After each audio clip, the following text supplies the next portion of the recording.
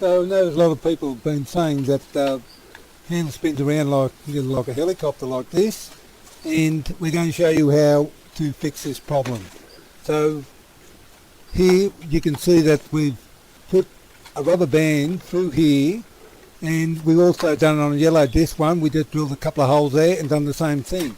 So all you need is a crochet hook.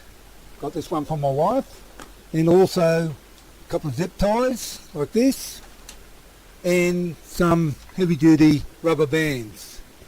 So you get your handle, you put the crochet hook through and pull the rubber band through, put the zip tie through, just pull it like that, just bring it around the other side, and you hook it through,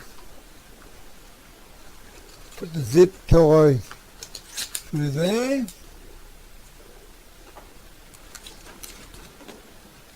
like this, and you got that through. I'll get that through in a minute.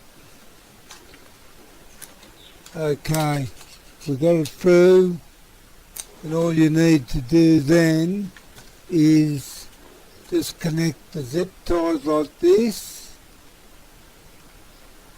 making sure that you pull it as tight as you can to keep it there, and that's how it's done.